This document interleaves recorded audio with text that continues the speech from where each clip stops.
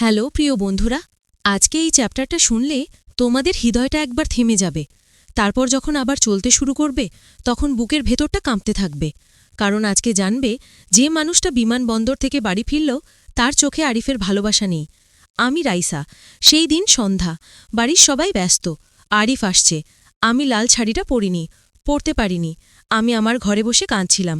আরিফান ভাই বাইরে থেকে ডাকল, ভাবি তৈরি হয়ে নিচে এসো, তোমার স্বামী আসছে। তার গলার স্বরে এমন একটা বিদ্রুপ ছিল যে আমার গা জ্বলে গেল। বিমানবন্দর থেকে গাড়ি এলো। দরজা খুলতেই দেখি আরিফ নেমে হাসছে। আমি ছুটে গিয়ে তার বুকে জড়িয়ে ধরলাম। কাঁদতে কাঁদতে বললাম, তুমি এসে গেছ, আমি আর পারছিলাম না। সে আমার মাথায় হাত বুলিয়ে দিল, কিন্তু তার হাতটা ঠান্ডা লাগল, খুব ঠান্ডা। আর তার গন্ধ আরিফের গন্ধ না। আমি মুখ তুলে তার চোখে তাকালাম। চোখ দুটো একদম একই রকম, কিন্তু ভেতরে যেন কিছু একটা মরে গেছে। রাতে খাওয়ার টেবিলে আরিফান ভাই আরিফের পাশে বসল। দুজনের মধ্যে কথা হচ্ছিল। আমি দেখছিলাম আরিফান ভাইয়ের চোখে একটা জয়ের হাসি। আর যে মানুষটা আমার সামনে বসে আছে তার চোখে কোনো আলো নেই। রাতে আমি আরিফকে জড়িয়ে ধরে শুতে গেলাম, অনেক দিন পর। আমার শরীরটা কাঁপছিল। সে আমাকে জড়িয়ে ধরল। তারপর আমার কানের কাছে ফিসফিস করে বলল, রাইসা, তুমি আমার থেকে অনেক দূরে চলে গিয়েছিলে, তাই না? আমি চমকে উঠলাম। আমি কিছু বলার আগেই তার ঠোঁট আমার গলায় নেমে এলো। কিন্তু সেই স্পর্শ আরিফের মতো নরম ছিল না, একটু যেন রাগ মেশানো, একটু যেন শাস্তি দেওয়ার ভঙ্গি। আমি চোখ বন্ধ করে রইলাম। সেই রাতে সে আমাকে এমনভাবে ছুল যেন আমি তার সম্পত্তি, শুধুই তার। আমি কাঁদছিলাম, কিন্তু সে দেখতে পায়নি। পরের দিন সকালে আমি আরিফের ফোনটা হাতে নিলাম। পাসওয়ার্ড এখনও একই। আমি তার হোয়াটসঅ্যাপ খুললাম, আর তখনই আমার পা থেকে মাটি সরে গেল। আরিফের প্রোফাইল পিকচার বদলে গেছে, আর সেখানে যে ছবি, সেটা আরিফান ভাইয়ের। আমি আরিফের চ্যাট খুললাম, তার সাথে আরিফান ভাইয়ের শেষ চ্যাট দেখলাম। তারিখ ২৯ নভেম্বর ২০২৫, যেদিন আরিফ দেশে ফেরার কথা ছিল, তার আগের দিন। আরিফান ভাই, সব ঠিক আছে, তুই আর আসতে হবে না। আরিফ, ভাইয়া কি হয়েছে? আমি কালকেই ফ্লাইট ধরব। না, তুই আর আসবি না, কখনো না। তারপর একটা অডিও মেসেজ। আমি কাঁপতে কাঁপতে চাপলাম। রাতে খাওয়ার টেবিলে আরিফান ভাই আরিফের পাশে বসল। দুজনের মধ্যে কথা হচ্ছিল। আমি দেখছিলাম আরিফান ভাইয়ের চোখে একটা জয়ের হাসি। আর যে মানুষটা আমার সামনে বসে আছে তার চোখে কোনো আলো নেই। রাতে আমি আরিফকে জড়িয়ে ধরে শুতে গেলাম, অনেক দিন পর। আমার শরীরটা কাঁপছিল। সে আমাকে জড়িয়ে ধরল। তারপর আমার কানের কাছে ফিসফিস করে বলল, রাইসা, তুমি আমার থেকে অনেক দূরে চলে গিয়েছিলে, তাই না? আমি চমকে উঠলাম। আমি কিছু বলার আগেই তার ঠোঁট আমার গলায় নেমে এলো। কিন্তু সেই স্পর্শ আরিফের মতো নরম ছিল না, একটু যেন রাগ মেশানো, একটু যেন শাস্তি দেওয়ার ভঙ্গি। আমি চোখ বন্ধ করে রইলাম।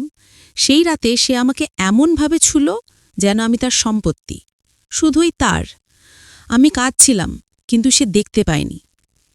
পরের দিন সকালে আমি আরিফের ফোনটা হাতে নিলাম। পাসওয়ার্ড এখনও একই। আমি তার হোয়াটসঅ্যাপ খুললাম, আর তখনই আমার পা থেকে মাটি সরে গেল। আরিফের প্রোফাইল পিকচার বদলে গেছে, আর সেখানে যে ছবি, সেটা আরিফান ভাইয়ের। আমি আরিফের চ্যাট খুললাম, তার সাথে আরিফান ভাইয়ের শেষ চ্যাট দেখলাম। তারিখ ২৯ নভেম্বর ২০২৫, যেদিন আরিফ দেশে ফেরার কথা ছিল, তার আগের দিন। আরিফান ভাই, সব ঠিক আছে, তুই আর আসতে হবে না। আরিফ, ভাইয়া কি হয়েছে? আমি কালকেই ফ্লাইট ধরব। না, তুই আর আসবি না, কখনো না। তারপর একটা অডিও মেসেজ। আমি কাঁপতে কাঁপতে চাপলাম। আরিফান ভাইয়ের গলা, তুই যদি আসিস তাহলে পুলিশ তোর কাছে আসবে। দুবাইয়ে একটা লাশ পাওয়া গেছে, নাম আরিফ, আর সব প্রমাণ তোর বিরুদ্ধে। তুই যদি দেশে পা রাখিস, জেলে যাবি, চিরকালের জন্য। আমার ফোনটা হাত থেকে পড়ে গেল। তাহলে যে মানুষটা গতকাল রাতে আমার বিছানায় ছিল, সে আরিফ না, সে আরিফান। আমি ছুটে গেলাম আরিফান ভাইয়ের ঘরে। দরজা খোলা, সে বসে আছে, হাতে একটা পাসপোর্ট, আরিফের পাসপোর্ট।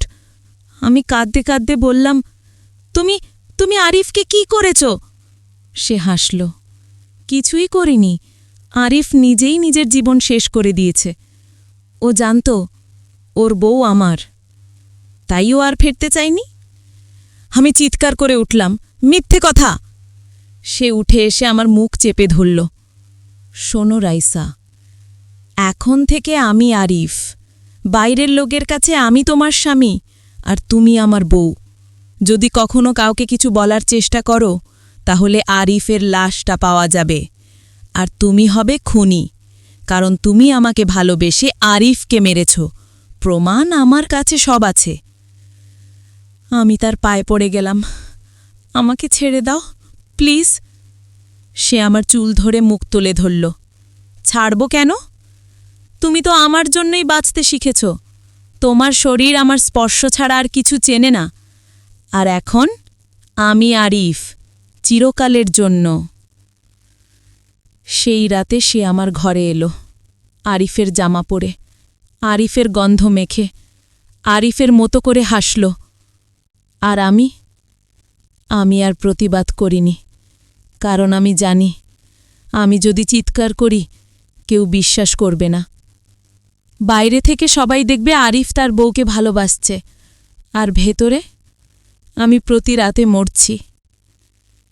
কিন্তু একটা জিনিস আমি লুকিয়ে রেখেছিলাম, আরিফের আসল ফোনটা, যেটা আরিফান ভাই আমাকে দেয়নি। সেটা আমি তার ব্যাগে পেয়েছি, আর সেখানে একটা ভিডিও মেসেজ আছে আরিফের, রেকর্ড করা, দুবাই থেকে। তারিখ 28 নভেম্বর 2025। আরিফের কান্নামাখা গলা, রাইসা, যদি এই মেসেজটা তুই পাস তাহলে জেনে রাখ আমি আর বেঁচে নেই। ভাইয়া আমাকে মেরে ফেলবে, ও আমাকে ফাঁসিয়ে দিয়েছে, কিন্তু আমি তোকে ভালোবাসি। তুই যদি বেঁচে থাকিস তাহলে একটা কাজ কর, আমার মৃত্যুর বদলা নে। আমি তোকে শেষবারের জন্য বলছি, ভাইয়া যে মানুষটা না, ও একটা রাক্ষস। ভিডিওটা শেষ, আর আমার হাতে এখন একটা অস্ত্র আছে। কিন্তু আমি কি করব? পুলিশের কাছে যাব? তাহলে কেউ বিশ্বাস করবে না। আরিফান ভাই সবাইকে বলবে আমি পাগল। নাকি আমি নিজেই এই খেলা শেষ করব? বন্ধুরা, এখানে এসে আমার গলা আটকে যাচ্ছে। চতুর্থ চ্যাপ্টারে জানবে রাইসা কি বদলা নেবে, নাকি আরিফান ভাই তাকে চিরকালের জন্য নিজের করে নেবে। আর সবচেয়ে বড় প্রশ্ন, এই গল্পের শেষটা কি হ্যাপি এন্ডিং হবে নাকি একদম ট্র্যাজিক? কমেন্টে বলো রাইসার জায়গায় তুমি কি করতে। আর যদি চাও এখনই চতুর্থ আর শেষ চ্যাপ্টার দিয়ে দেব। এই গল্প এখন তোমাদের হাতে।